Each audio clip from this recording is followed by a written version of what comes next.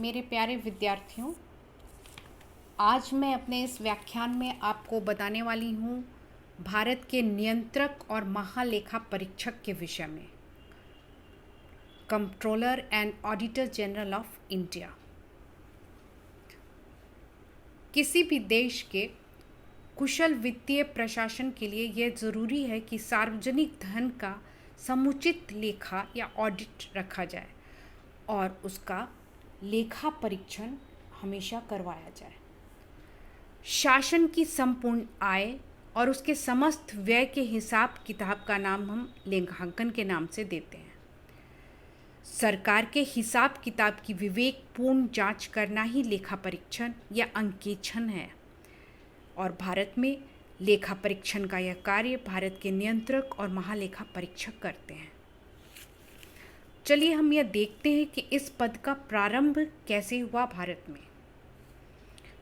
British संसद ने 1919 के भारतीय शासन अधिनियम मॉन्टेग्यू चैम्सफोर्ड सुधार के द्वारा भारत में इस पद की व्यवस्था की थी और उसे महालेखा परीक्षक का नाम दिया था।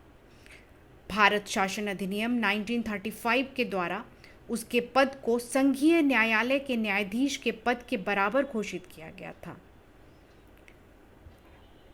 भारत स्वतंत्र हुआ और भारत का अपना एक संविधान बना और भारत के संविधान के अनुच्छेद 148 में नियंत्रक और महालेखा परीक्षक के स्वतंत्र पद की व्यवस्था की गई, जिसे संक्षेप में महालेखा परीक्षक कहा गया है। महालेखा परीक्षक भारतीय लेखा परीक्षण और लेखा विभाग का मुखिया होता है।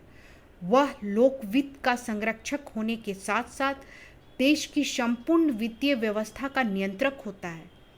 उसका नियंत्रण राज्य और केंद्र दोनों पर होता है। उसका कर्तव्य होता है कि भारत के संविधान और संसद की विधि के तहत वित्तीय प्रशासन को संभाला जाए। अब हम इसकी नियुक्ति और कार्यकाल को देखते हैं। नियंत्रक और महालेखा परीक्षक की नियुक्ति राष्ट्रपति के द्वारा की जाती है। कार्यभार संभालने से पहले वह राष्ट्रपति के समक्ष शपथ लेता है।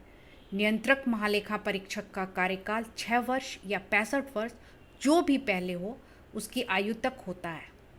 इससे पहले वह राष्ट्रपति के नाम किसी भी समय अपना त्यागपत्र भेज सकता है।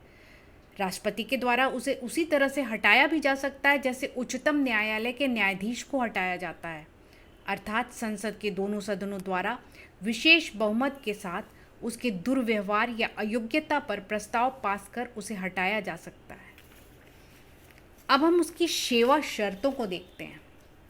उसकी सेवा शर्तें इस प्रकार हैं।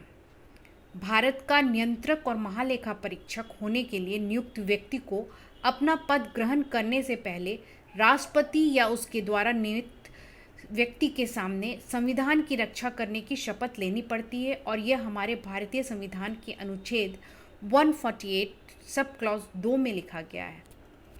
नियंत्रक महालेखा परीक्षक अपने पद पर न रह जाने के बाद या रिटायर हो जाने के बाद भारत सरकार के या किसी राज्य सरकार के अधीन किसी और पद का पात्र नहीं होगा। यह भी अनुच्छेद 148 के सब क्लॉज 4 में लिखा गया है। नियंत्रक महालेखा परीक्षक के कार्यालय के प्रशासनिक व्यय जिनके अंतर्गत उस कार्यालय में सेवा करने वाले व्यक्तियों को या उनके संबंध में संदेह सभी वेतन भत्ते और पेंशन है, वे भारत की संचित निधि से प्राप्त होते हैं। यह अनुच्छेद 148(6) में लिखा गया है। नियंत्रक और महालेखा परीक्षक का बहुत बड़ा कार्यालय है। इसके नीचे प्रत्येक राज्य में एक क्षेत्रीय कार्यालय है जिसे महालेखाकार का कार्यालय कहते हैं। नियंत्रक और महालेखा परीक्षक के कार्यालय में 55,000 से अधिक कर्मचारी हैं। इनकी भर्ती एक प्रतियोगी परीक्षा के माध्यम से होती है। इसका संबंध सरकारी सेवा से नहीं होता। अब हम देखेंगे महालेखा परीक्षक के अधिकार और कर्तव्यों को। वर्ष 1976 तक नियंत्रक और महालेखा परीक्षक के कर्तव्यों और अधिकारों की सीमा में केंद्र और राज्यों के लेखांकन और लेखा परीक्षण दोनों कार्य सम्मिलित थे, परंतु 1976 से उसे लेखांकन के कार्य से मुक्त कर दिया गया है। अब उसके कार्य और कर्तव्य इस प्रकार हैं। सबसे पहले वह भारत की संचित निधि, प्रत्येक राज्य की संचित निधि और प्रत्येक संघ शासित प्रदेश जहां विधानसभा हो उससे सभी व्यय संबंधी लेखाओं की लेखा परीक्षा करता है। दूसरी बात, वह भारत की संचित निधि और भारत के लोक लेखा सहित प्रत्येक राज्य की आकस्मिकता निधि और प्रत्येक राज्य के लोक लेखा से सभी व्यय की लेखा परीक्षा करता है। महालेखाकार केंद्र सरकार और राज्य सरकारों को किसी विभाग द्वारा सभी ट्रेडिंग लाभ और हानि की लेखा परीक्षा भी करता है। राष्ट्रपति की स्वीकृति से केंद्र और राज्यों के लेखे तैयार करने के नियम बनाता है। केंद्र और राज्यों को वार्षिक वित्तीय विवरण तैयार करने में वह वांछित सहायता प्रदान करता है। राज्यों और केंद्रीय सरकार के अनुरोध पर किसी सरकारी विभाग के आय व्यय की जांच भी करता है। स्वविवेक से अथवा सरकार के आग्रह पर स्थानीय संस्थाओं का लेखा परीक्षण करता है। फिजूल खर्ची के लिए अपनी शक्ति का दुरुपयोग करने वाले उत्तरदायी अधिकारी और उत्तरदायित्व को निश्चित करता है। राष्ट्रपति केंद्र या राज्य संबंधी शासन द्वारा मांगी गई वित्तीय जानकारी भी वह राष्ट्रपति को देता है।